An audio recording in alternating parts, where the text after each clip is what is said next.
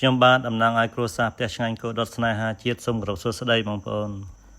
រឿងតរ៉េនវៀតណាមដែលអេចាក់ធាពេញផ្លូវដោយសារចិនក៏មិនទិញប្រជាជនវៀតណាមខ្លួនឯងនឹងក៏មិនទិញព្រោះមានផ្ទុកសារធាតុគីមីដែលធ្វើឲ្យកើតមហារីកនោះឥឡូវនេះអាជ្ញាធរវៀតណាមបានវែងមុខរកឃើញនិងបានចាប់ខ្លួនជនល្មើស2នាក់ដែលនាំចូលធាតុគីមីទាំងនោះហើយបើគិតជាលុយជិត$4 លានដោយសារតែជនទុច្ចរិត2នាក់គត់ធ្វើឲ្យផលទុរេនវៀតណាមមានតម្លៃរាប់រយលាន$คล้ายទៅជាសម្រាមហើយឥឡូវសម្រាមនោះតាណាមានតាណាវាដឹកចូលស្រុកខ្មែរដូចព្យុះតាមច្រកព្រៃវល្លិស្រុកកំពង់រោខេត្តស្វាយរៀងហើយឈ្មួញអគុណធម៌និងសែនថោកទាបមួយចំនួនដឹងថាតរ៉េននឹងមានគីមីហើយ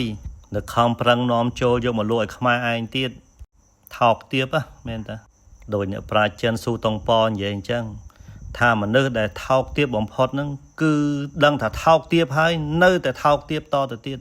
ម៉េចខ្មែរស្លាប់40នាទីម្នាក់ដោយសារជំងឺមហារីកហ្នឹងនៅស្ទើរឲ្យកើតមកប្រទេសមួយនាទីស្លាប់ម្នាក់បានសមចិត្តអ្នកឯងមែនហើយអាមន្ត្រីដ៏សែនថោកទាបនៅតាមច្រកព្រំដែននោះគួរអ្នកឯងហ្នឹងធ្វើពីអាចឬមួយក៏ធ្វើពីភក់គេឲ្យឯងម៉ានណាទាំងមេទាំងកូនដើម្បីលុយបន្តិចបន្តួចសុកចិត្តបិទភ្នែកឲ្យគេយកសម្រាមចូលស្រុកឲ្យពូជសាសឯងស៊ីកើតមហារីកងាប់មកប្រទេសមើលអ៊ំសួរឯងម្ដងទៀតគេឲ្យឯងប្រមាណថាគេទៅវាបានលុយវល់លាន3-4 លានវាច្រើនហើយខ្លួនឯងនឹងបានប្រមាណដែរសម្ដេចធិបតីទៅប្រកាសក្តែងប្រហែលថ្ងៃមុននេះថាកុំឲ្យបន្លែផ្លែឈើសាច់ដែលមានជាតិគីមីចូលស្រុកសម្ដេចនាយករដ្ឋមន្ត្រីពួកវាមិនគោរពមិនញញើតផងចឹងយើងជារាស្ត្រនេះមានសង្ឃឹមអីបើព័ត៌មានដឹងច្បាស់ការប៉ុណ្ណឹងហើយបើថ្នាក់លើមិនធ្វើមិនដកមិនដាក់គុកមន្ត្រីពួកអស់នោះទេដូចគេថាអញ្ចឹងមនុស្សងងឹតជីសេះខ្វាក់ហើយខ្ញុំអាសូរកសិករខ្មែរមែនតាវេទនារហូតតរ៉េនវៀតណាមមានជាតិគីមីគេមិនទិញគួរតែជាលៀបមានណាបែរជាគ្រោះធំលើសដើម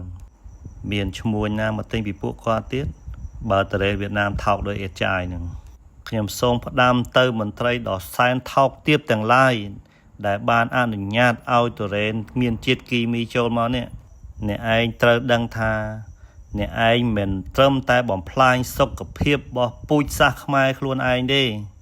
អ្នកឯងបានបំផ្លាញទាំងសេដ្ឋកិច្ចបំផ្លាញទាំងកសិកម្មបំផ្លាញទាំងពាណិជ្ជកម្មក្នុងស្រុកជាពិសេសបំផ្លាញចំណូលរាប់សិបរាប់រយលាន$របស់កសិករដែលដាំទុរេននេះធ្វើកសិកម្មណាមិនមែនអង្គុយប្រអង្គុយចាំរស័យដោយអស់លោកឯងទេហាលមេឃហាលខ្យល់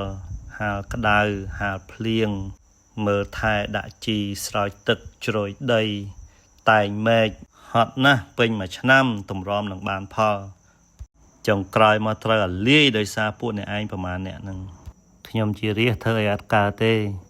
ប៉ុន្តែពួកខ្ញុំរងចាំមើលមេលើហ្នឹងមានចំណាត់ការបែបម៉េចដែរដោយក្តីគោរពស្រឡាញ់ដ៏ស្មោះស្ម័គ្រអស់ពីដួងចិត្តខ្ញុំបាទផ្ទះឆ្ងាញ់គោដុតសូមអរគុណសូមគោរពជម្រាបលា